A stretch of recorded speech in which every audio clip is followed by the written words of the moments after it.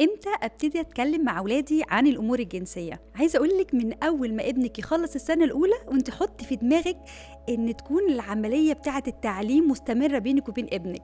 طب ازاي يعني اقدر ابتدي في السنه الاولى او بعدها؟ نتكلم عن الحيوانات بتتجوز وتخلف. الحاجات دي كلها بتمهد الطريق وبتخلي دايما في علاقه مستمره بينك وبين ابنك او بنتك. والخجل كمان بيقل بالتدريج، لان في امهات بعد ما ولادها بيكبروا بتقول لا بس انا خجلانه مكسوفه، لكن لما بنبتدي من بدري الخجل ده بيقل خالص. والطفل كمان بيكبر وهو عارف انك موجوده، يعني تقدر تجاوبي على سؤاله، ان هو في امان، انت تقدري تسمعيه، ان انت مرحبه جدا باسئلته. خلي الباب مفتوح بينك وبينه فيقدر يجيلك في اي وقت. بس المهم ان احنا نديلهم معلومات مناسبه لسنهم، يعني ما ينفعش اديله معلومات اكبر او اقل من سنه. انا دلوقتي ابني كبر وما سالش، اعمل ايه؟ مهم ان احنا نخلق فرصة ما بيننا وبين اولادنا علشان يقدروا يجوا يقولوا لنا على اي سؤال.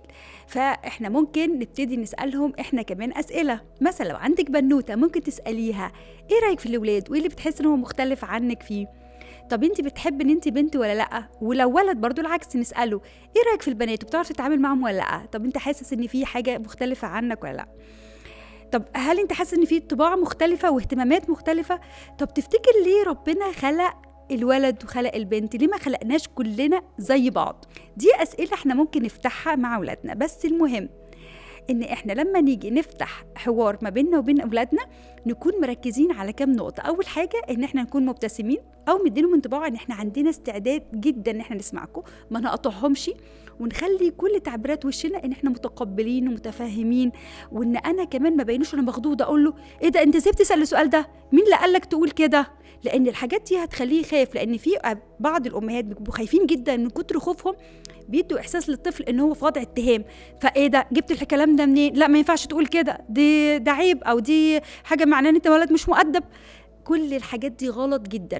خلي بالكم لو احنا ما اديناش لاولادنا المعلومات الصح وكنا احنا منفتحين ان احنا نعرفهم ونفهمهم، هم هيروحوا لحد تاني. وبرده في نقطه مهمه جدا جدا في التربيه الجنسيه، ان الانطباعات الاولى تدوم.